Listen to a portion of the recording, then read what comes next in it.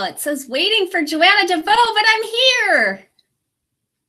Yay. Okay. There's always a little delay.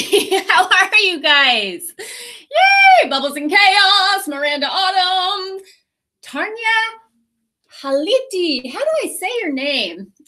I'm really bad with names. Don't make me read. 100 Days at a Time.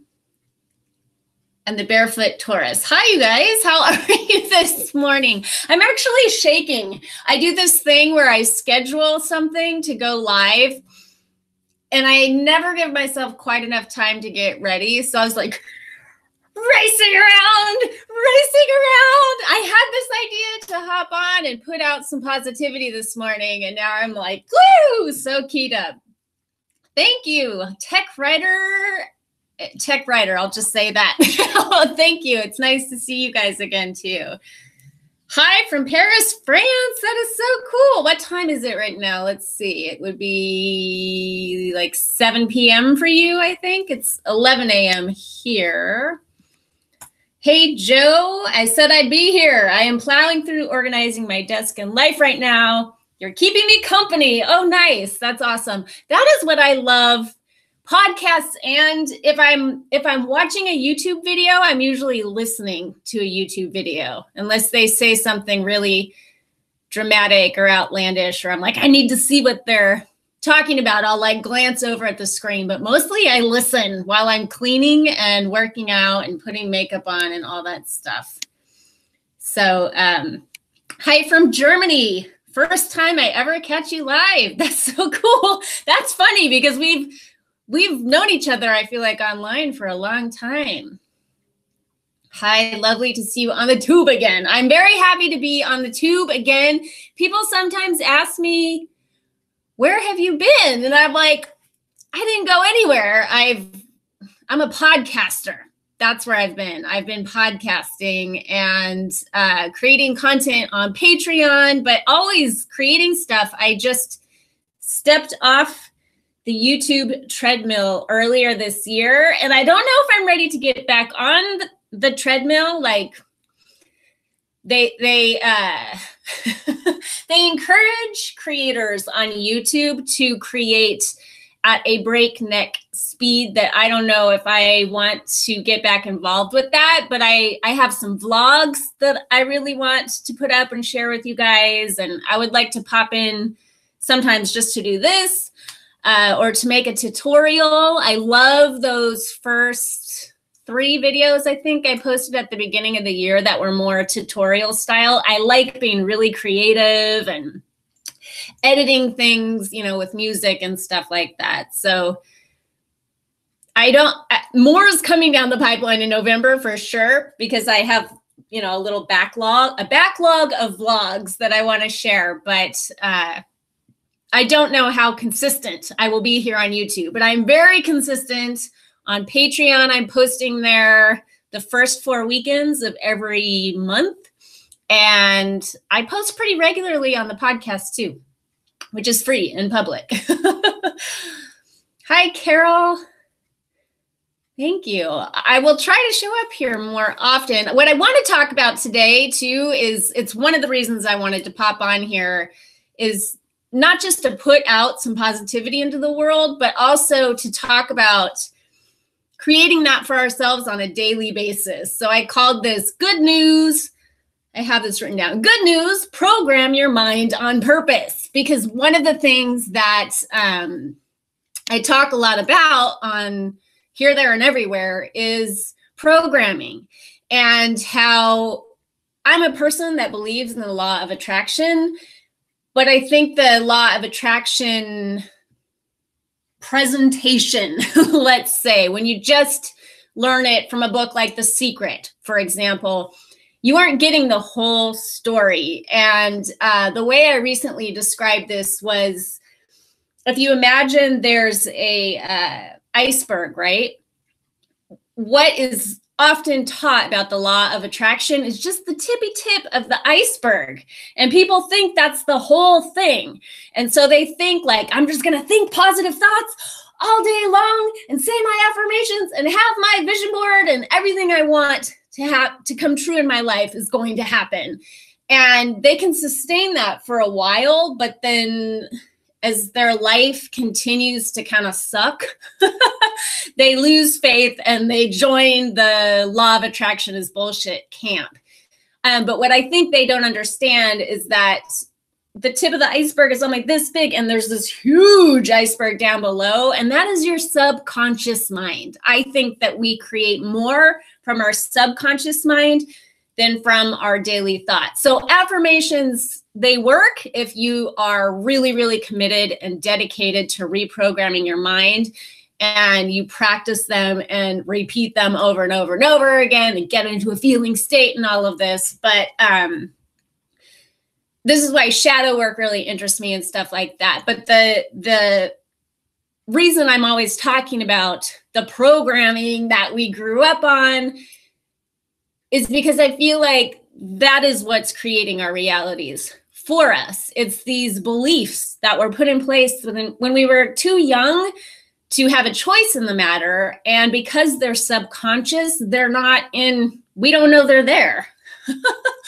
That's the whole thing about the shadow. That's the whole thing about the subconscious mind. It's under our conscious awareness, so we can't see it. It's underwater. We only see the little tip of the iceberg. And it's like, I'm a nice person. I do nice things. I don't hurt anybody. Why is my life sucking so hard? So what I wanted to talk about today was not necessarily how to go in and undo all of that. I talk about that. Whew, we got fuzz. We got some floating fuzz. I have a very foofy cat, and every once in a while, I'll just see a little wisp of fluff go riding by. But I talk about that in the Shadow Love program. I talk about it on my podcast. I talk about it all the time. Tips and tricks for getting into the shadows and seeing what's in there, shining light on the shadow and being a light worker in that way. But what I wanted to talk about today is stopping the programming that you are still putting into your head all day long, every day, primarily in the form of social media and the news. So before I get into that, I'm clicking back and forth because I have some notes here so I don't get too lost on my rambles. And then I have a screen where I can see what you all are saying. So I messaged you and got back to me about your podcast. Hi. Full of good news. Yes, yes. Okay. So the astrologer, Rob Bresney, puts out good news. There are people that focus on that. I'm telling you right now, this is something that I've always wanted to be a person that puts content out that makes people feel good about their lives and themselves. But this here is my commitment to you that I'm going to be extra mindful of that going forward.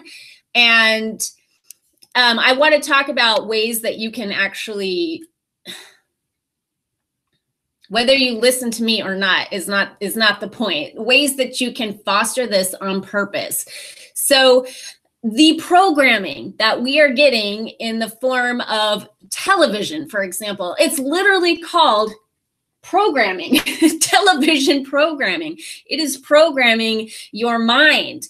And believe me, marketers know the power of this. This is why they spend hundreds of thousands, sometimes during the Super Bowl, millions of dollars taking out ads, because they know that if they hit the right buttons, they can get you buying their programs. If you're watching a lot of, it's hard to look away from the news cycle. I totally get that. But if you're watching a lot of news or you're on social media and you're following a lot of people that are like riding the wave of outrage, like all the time, you're programming yourself to notice that and to see it. And you're getting into alignment with that. And I am not advocating like just tune out and don't know what's going on in the world. I am a strong believer that the political is personal. The personal is political, but there's a way to check in and see what's happening in the news that day without getting sucked into the vortex of doom. And you could just do an experiment for one day and just really look watch your favorite news station, look at your favorite news channels, for example, on Twitter or Facebook or wherever you hang out, and look how much of the language is designed to get you into fear. A lot of people, we just had an election here in America, and a lot of people's votes were shaped by fear. There were people that this is why I always say propaganda is like dark magic, and it can be used for good or bad, but there are people that understand marketing and understand how mind programming works, and they make these really compelling ads to get you into a place of fear so that you then do what they want. And that works to sell you a product. If I want to sell you a certain brand of toothpaste, and it works if I want you to vote a certain way. Like, once people get a hold of this, they make a lot of money from these big corporations that pay them to make commercials. And it's big business keeping you in fear. And it really is interesting to me how so many people in the witchy community, I notice, get kind of sucked into this too. And I feel like we are people that say that we believe that to some degree or the other, depending how super law of attraction you are or super witchy you are, that we have some control over our lives, that we're co-creating our realities. And it's interesting to me to see how many people get like swept into that, and not only get into a state, like a super angry state that they sustain week after week, month after month. It's like outrage is their setting. They're like, their set point is outrage or sadness or fear.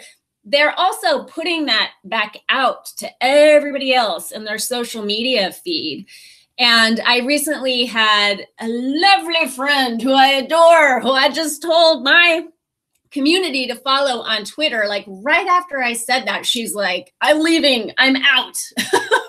Because somebody she was following surprised her by posting, I'm not sure what it was. I think it was an upsetting photograph of an animal in an abusive situation. And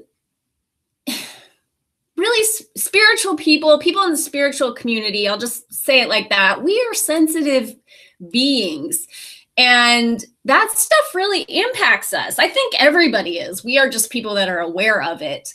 But we talk about creating shields of protection and, you know, like psychic hygiene. And then we end up like putting that stuff out for our friends and family to see.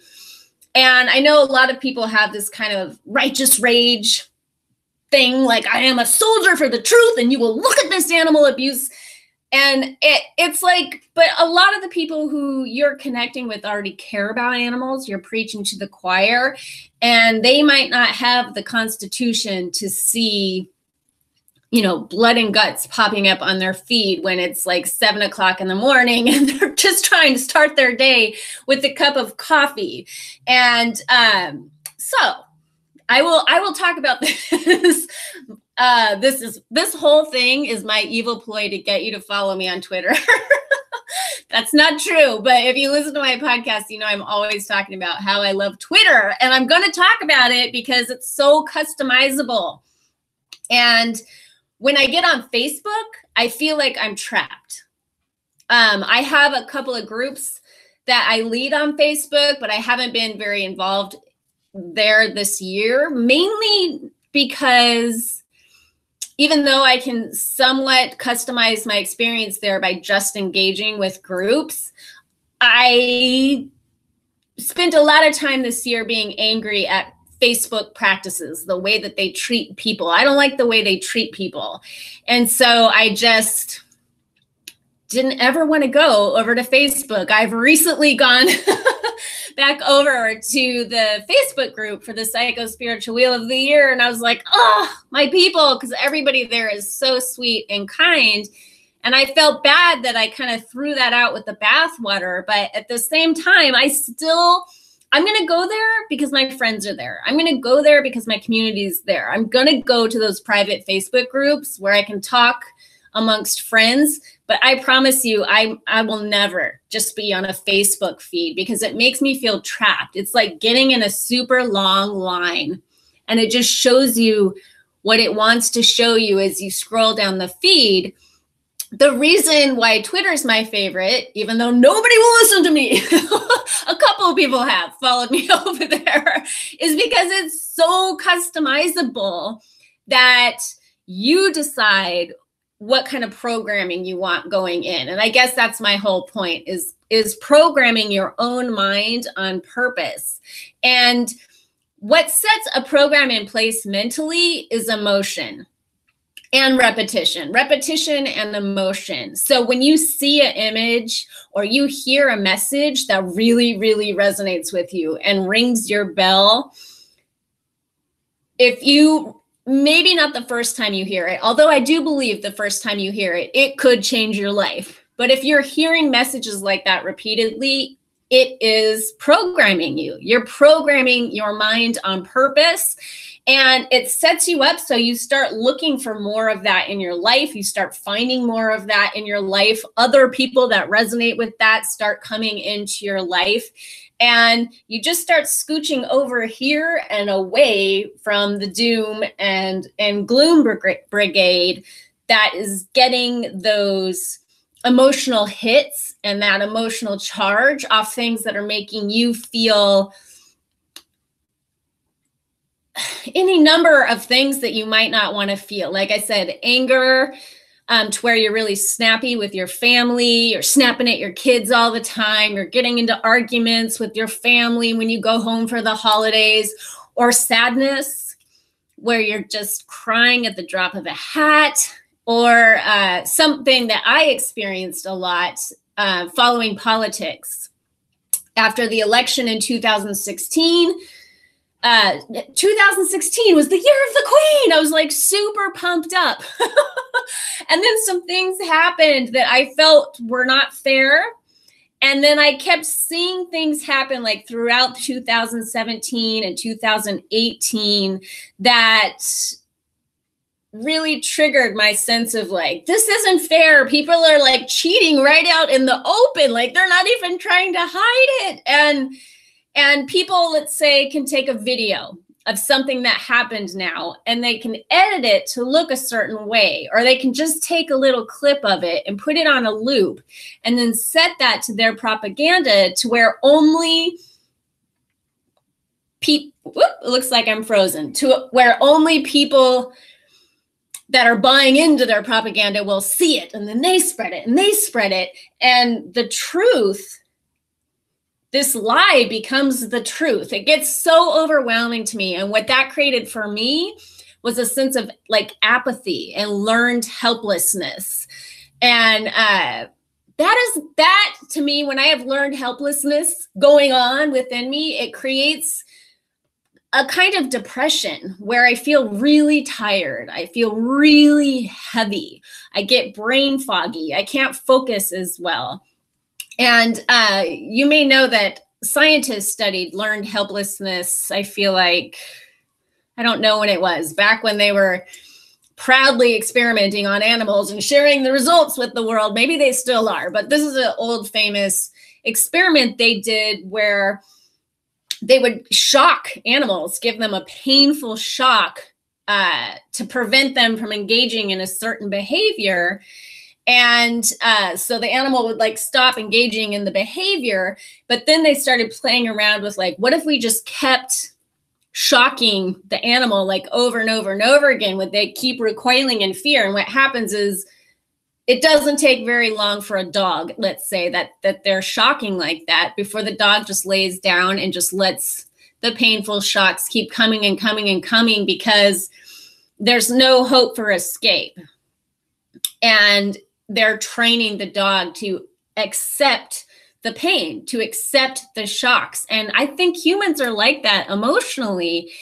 And the way that you can take vacations from the internet altogether and see how it affects you. That's something I highly recommend and that I do a lot of.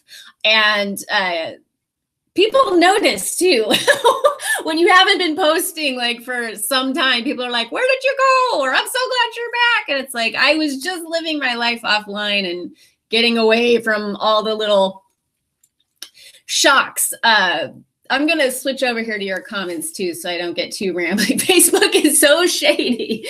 Facebook is so, yes, I think Facebook is for Facebook and we are numbers to them.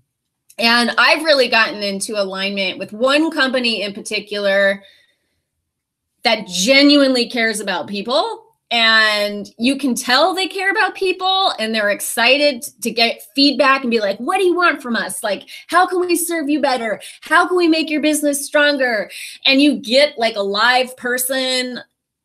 Anytime you reach out to customer service, you can get to know the founders. And I'm just like, wow.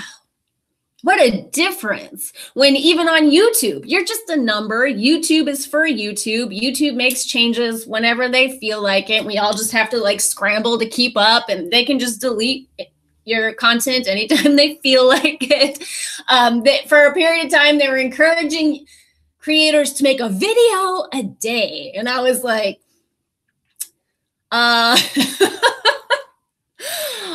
yeah, I'm sorry. I have a business to run and a kid I take care of, and I would like to do some grocery shopping and exercise. Like, what is this business? And to me, that was just a total slap in the face to the creators to say, we're going to reward those of you who are making a video a day by boosting your posts up into the algorithm, because these people experience so much burnout. There are people that have hundreds of thousands, even millions. I've seen articles of creators that can't pay their bills. They can't pay their bills. They just get locked into like more followers, more likes, more comments. That's not running a business. And what ends up happening is you become a cog in someone else's wheel. So I think that's sort of a blessing in disguise of being a creator, is I noticed how the internet uses people on purpose and for their own purposes. and I started thinking about like, whose agenda am I getting into alignment with? Am I a queen? Am I a queen? Yes, I am. I'm going to co-create my own reality on purpose. And when I say on purpose, I mean on my purpose, on what I feel is my soul's purpose, and connecting with the people that I think that I am here to serve and love and be in relationship with. That's why I like a private Facebook group if I'm going to be on Facebook. That's why I like Patreon. I feel like I can let my hair down there because people have crossed over the paywall. Even if it's just like $1 a month, they're there because they want to be there. And I feel like a safety in that, and a relationship can form that's just different than the way I feel the internet treats not just creators, but everybody. So the no news is good news idea. Miranda, because YouTube is Google. Yes. I think we can all agree there is shadiness. The question is, who is behind it? And that is where we can disagree. Yeah, I think I don't even fuss myself about like who's behind it. I feel like once there's an agenda that I realize is not my own, and that is like guiding me on to like some treadmill that I don't want to be on, it's easy for me to just step off and be like, no, because I would say like Twitter doesn't give me that super warm, fuzzy feeling. I don't feel like there's a team at Twitter who understands my needs, but I like using their platform because they've made it so customizable. So here, I think I linked down below. I did. Oh, but I forgot to set it to public. After this, I will go on to Twitter and I will set this. That's funny. I can't believe I forgot to do that. I have a lot of lists on Twitter that I follow. There's one called Daily Inspo, and it's all like good news. I'll tell you some of the people that are on this feed. There are news organizations that try and do They don't try, they do. As Yoda says, there is no try, there is only do. They put out positive news. So one is Africa, the good news, which is really empowering and interesting. Because what do you think of when you think of Africa? Do you think of good news? Well, you will if you follow them on Twitter. So another is the Daily Optimist. There's one called Positive News. There's one called Good News Network. There's one called Only Good News. I put them on this list with a lot of cute furry baby animals because I like cute furry baby animals doing funny things and inspirational quotes, people that post that. And it's its own feed. On Twitter, you can create your own feeds. So your main feed might be all your friends and family and just people you followed over the years, throwing whatever they want at you. But if you create lists, you can just go to that list feed and see what you want to see. So I have lists for style, which is all like makeup and fashion. I have lists for money, people that are just talking about money, how to make it, how to keep it, how to invest it. I have lists for witches. I have different lists for witches because there's a lot of witches in the world, and there's a different tone to things. I have a list where I just want to go see what my friends are doing. I have a list for politics, but when I go in to see politics, you know, I might set my timer for 10 minutes because I can see everything I need to see in 10 minutes. And I can get in and out. And I have carefully curated this list of people that are just given the facts. They're not political pundits sitting there telling me their opinion, trying to like gin up a bunch of emotion around the issue of the day. You don't have to tune into that all day long. You can be informed. And then also Twitter has trends that go in the sidebar. So you can see if something happens in the world, you'll be aware of what it is because you'll see it in the trend bar. But what you can do after you create a list there, which I hope you'll do with this daily inspo, if you like it, it's not for everybody. It is very Pollyanna, Joanna, feel good. There's some law of attraction people on there. There's a couple of witches, but they're very, very positive, always put out, you know, beautiful, uplifting content kind of people, because I want a place where I can go. And first thing in the morning, I think our minds are very malleable. We're not all the way awake. And I think information goes in a different way when you're still kind of in between wakefulness and sleepiness. And so if I'm going to go look at Twitter, I'm going to go over to my daily inspo feed and not the main feed, right? And but what you can do is once you have that feed up, you bookmark it. You just bookmark it. So it's like across the top bar of your computer and you just go directly there. And it's like all good stuff. And I'm really a big believer in programming your mind. You know, for those of you that are into the matrix. And I think like programming is a really relevant way of talking about what happens to our minds when we're little kids, like the programs that are put in place, but also like all the programming that's coming at us still, like I said, through the TV and social media. And to me, one of the greatest things that you can do if you want to be a sovereign individual, if you want to be the queen or the king of your life, if you want to be a powerful law of attraction practitioner, if you want to be a kick-ass witch, is to be very deliberate in the programs that you're putting in place and the people that you're aligning with. And those, you might choose to align with totally different things than I'm talking about here, but I'm just saying do it deliberately. Do it deliberately. And if you're a person who thinks it's important to be aware of world events, maybe you're an activist even, I think there's still a way to calm yourself, center yourself, get into alignment. What is my intention right now in looking at the news?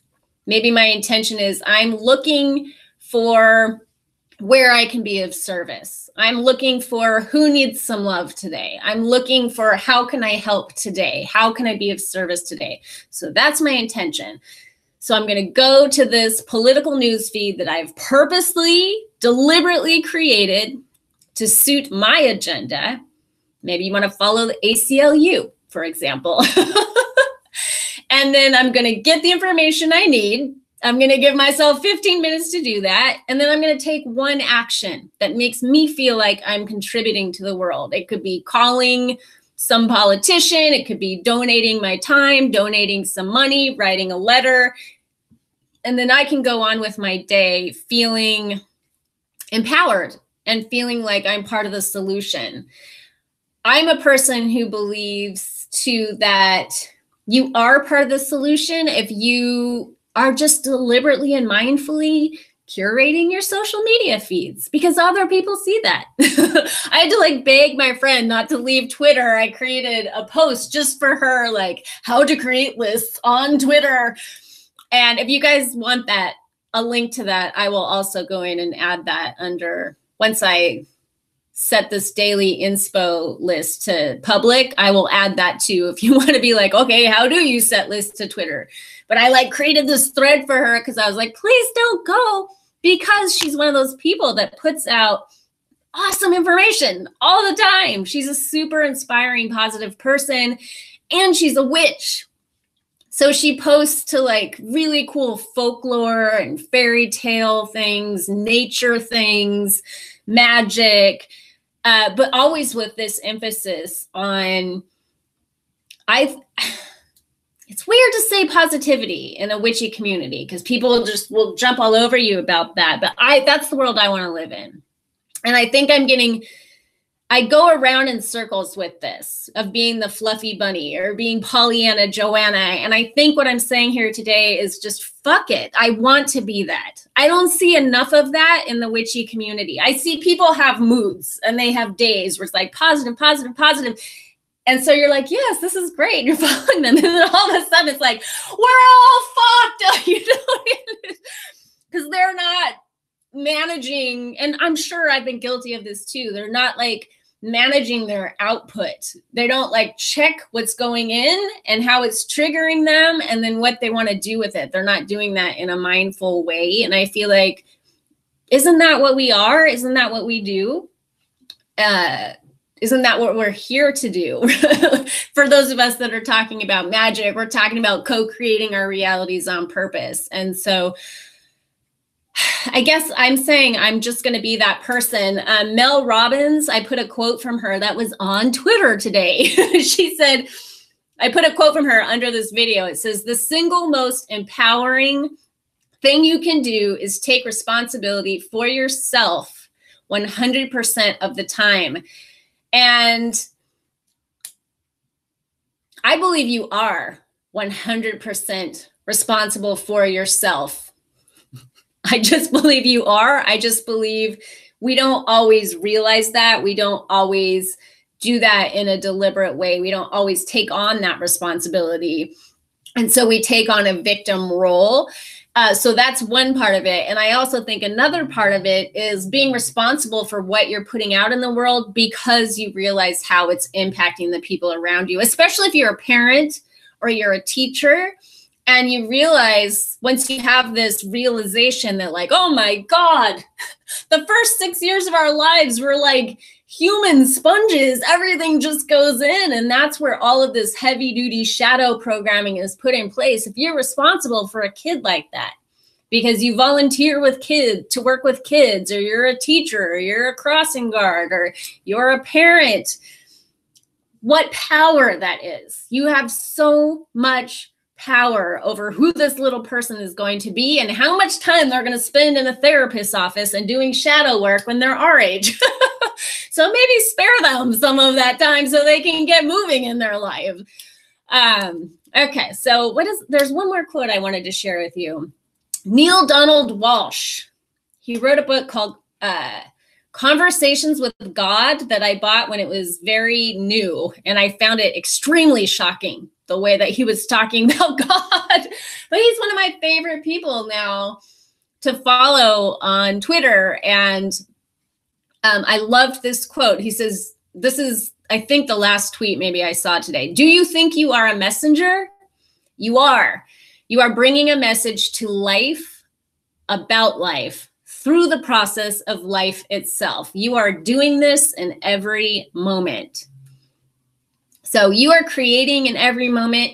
You're putting a message out in every moment about what life is to life by the way you're living your life. I think that is fascinating. Another little rant that I wanted to go on is about algorithms and how the algorithms on the internet, you know, how you'll go shopping online and you'll see a pair of boots you like. For example, those boots will follow you all over the dang internet. You're like going around on social media or news sites or other websites, and these boots keep popping up. They keep showing you the boots over and over and over again until you buy the boots finally, because you like them. That's why you were looking at them. And then the boots just like follow you wherever you go. Or if you know, your Google searches and the different ads that you see on your computer are so different than the ones that I see on my computer, because they are customized by your behavior. And I think this is so interesting. It's like a literal demonstration of synchronicity. It's what us witchy people talk about when we're talking about synchronicity, right? It's like the internet has designed this like virtual synchronicity that is shaping human behavior. And so again, like I think it's just fun to look at that, like, wow, it's like synchronicity on display in a way that you can control, in a way that you have a hand in, depending on what you're focused on. So if you don't like the ads you're seeing, start asking yourself, why are they showing me this? What was I looking at that makes them think that I would like this? And it's not 100% accurate. Every once in a while, a weird ad will pop up and you'll be like, why? Why? I am totally not interested in having a new tool belt. It's funny how the algorithms change when you go to buy someone a present. I have noticed this. Like, I'll go shopping for my nephews and they're into things that I am not into at all. And all of a sudden, the great internet decides Joanna wants to know more about this comic book character or whatever. And I'm like, no, go back to showing me the boots. So let's see if I've lost you all here. I will share the Twitter list link. I'll share both. I will go find the how to use Twitter lists, so you can like step by step set that up for yourself if you want to. And then I will set to public. My lists are private. Almost all of them are private. And I think the one that I shared with you called Daily Inspo is set to private. I was so excited to share that too. And then I forgot to set it to public. But the reason I set them to private is, one, I don't need the whole world to know what I'm into. Maybe I'm into some weird shit. I don't think I am, but what if I was? But also, what's great about setting them to private is you don't hurt people's feelings when you take them off a list, and you don't upset them when you put them on a list. But you still can engage with them. You can like their posts and share their posts and comment on their posts. But then if all of a sudden they start posting a bunch of political things you don't agree with, or you just don't want to see, or, you know, some scary photo that makes you uncomfortable, you can remove them from the list and they have no idea that you've done that. And that's what's great about them too. Sneaky is all the people that you've followed over the years. They're still in your main feed. And a lot of people, they have these, I don't even know how to set this up, but they sign up for websites that tell them when people unsubscribe, so they can be upset that somebody unsubscribed. So you don't have to unfollow anybody. You don't have to upset anybody. You're just not looking at that main feed anymore. And I think another thing Twitter does that I don't use, but I think is cool, is you can like mute certain words. So if there's a certain name of a certain politician you just don't want to see because it triggers you, you can mute that name and Twitter will not show you that anymore. And I think that's very, very cool. I think I missed part of a conversation. I'm going to try to scroll up here without losing you guys. I'd love to hear more about how you set yourself up for success. Because that's what you're doing, and yes, I definitely learned by trial and error, and I'm also not human. I have to like recommit to, let's say, being Pollyanna Joanna. I have a chip on my shoulder about that because that's what I was teased for as a kid. That's what I was bullied for as a kid. I was a big old Jesus lover, and I wanted the whole world to know how much I loved Jesus. But also I was always like, you know, don't say something nice if you can't say anything at all. And I like lived by that.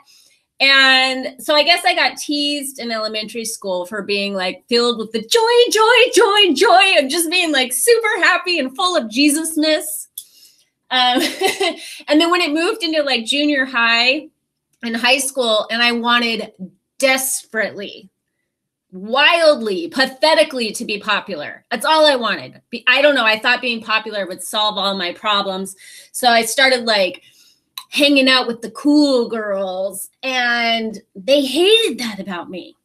And they beat it out of me very, very quickly because they would want to gossip about people and say shitty things about people. And I would say, I see why it irritated them. I would say stuff like, well, I don't know, I haven't seen that, or they never did anything to me, or like, I don't think it's very nice to talk about them when they're not here. And it would just instant smackdown. It would make people so upset. And so I learned very early on that this part of my personality is not appreciated by everybody. But then when I go and I try to put together a list of like witches, for example, that are consistently inspiring and consistently uplift other people, it's weird how difficult that can be. And so I have a choice. I can be like, well, I'm going to be one of those witches. And there are so many positive people in our community. I'm not bagging on our community at all, but I'm just talking about like this consistency of being on social media, just talking about social media. I'm like, I'm going to be one of those people. I'm not going to let the people who have a judgment on that or don't think there's any depth to my spirituality, that I'm not dark enough, or I don't have an understanding of what the shadow is. People have this sort of judgment on that, and they don't like it, and they find it irritating, and I'm really sensitive to that. And so part of coming on here again today is just to like recommit to be like, those are not my people.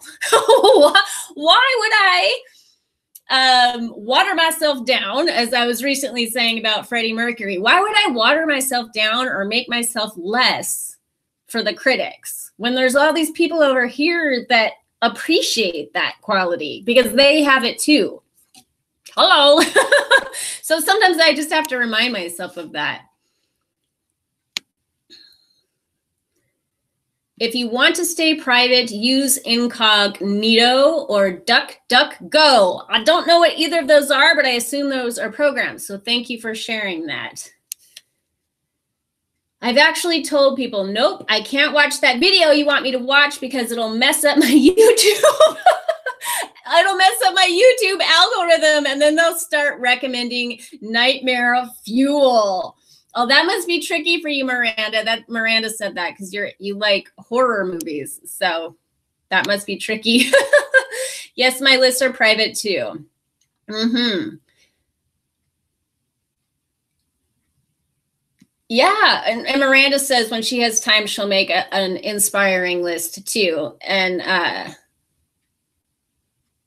yeah, I can't talk. I can't talk and read at the same time. And apparently I start beating myself up with my own clothes when I try. Yay. Hi, Kinsley.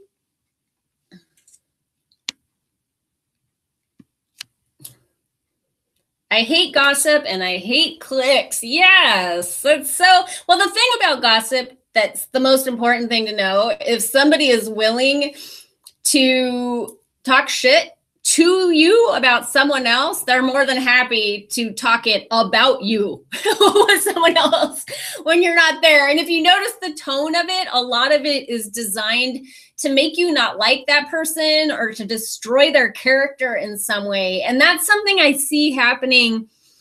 That was another thing that really knocked me off my game earlier this year, is this kind of mob mentality that call out culture has created, to where it's not just if someone did one bad thing in their whole life, we're going to hold them accountable for it forever. And I'm not talking about illegal things or violating other people. That's completely different. But somebody wrote some blog post you don't agree with, they had an opinion you don't like, or they voted for somebody you don't like, or they contributed money once in 1989 to some campaign.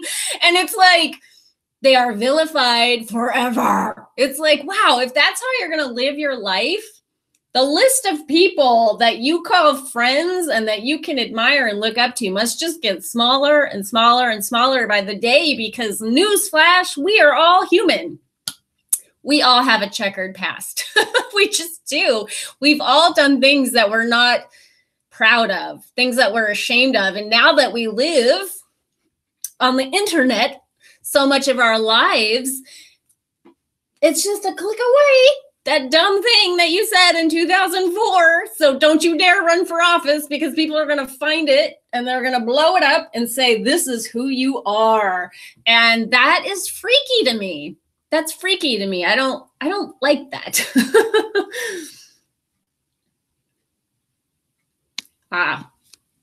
100 days at a time says, I like Pinterest for the reasons of having private boards, but I sometimes put stuff on the wrong boards. Yeah. Yeah. I like Twitter too, because I like to pretend it's my own magazine or my own newspaper, because I have all these lists. I have a lot of lists, 30-ish lists is what I have. Some of them are set to public. Most of them are set to private. But I like that I can just be like, and now I want to read the sports section, which I would never do because I hate sports. But if I wanted to, I like just being like, now I want to just laugh. I'm just going to go to the comic book section and I'm just going to laugh because I need a laugh right now. I like how customizable it is. Whereas even Instagram, which is owned by Facebook, it's like one long feed that I feel like I get locked into. And I can't get out. I can't go in whatever direction I want. And I like my freedom. I like my social media freedom. All right. So I wanted to put out a good message today about programming your own mind on purpose. But I also just wanted to break the seal on YouTube and be like, I'm back. I have vlogs coming up. I have a vlog of my kid and I's trip to Nashville that we took for our birthdays, which was amazing. I have a vlog of a conference I went to, which I know does not sound amazing, but I'm going to try to edit in a way that is super exciting. We'll see how it goes. There's definitely a planner nerd video coming up, because I want to talk about how I've been working with my planners all year long. And what else? There's other stuff that I have planned here. The Queen program. I put a link, because if you're not on that newsletter list, you will not get the early bird price. I'm going to put a video out just for the people on the Queen list. If you're interested in becoming the queen of your own life, making 2019 the year of the Queen, there's a free 3 video series that you can get in your inbox, and then that'll put you on the list, so you get the early bird pricing and you get the heads up that that's opening back up again, which it is. Any day now that's going to be opening up. So I need to tell people that here, there, and everywhere, because I need to realign with the Queen over and over and over again, because every single time I get flabby with it, or I'm not keeping it at the forefront of my mind, I do kind of slip into this weird, maybe like learned helplessness is my default mode when I'm not being really mindful. I get very unfocused and kind of overwhelmed by things. And when I start thinking like, no, I am a queen. It like brings me right back into my power. So I love that archetype, and I'm excited to go through the program again with a group of people. And that's another thing.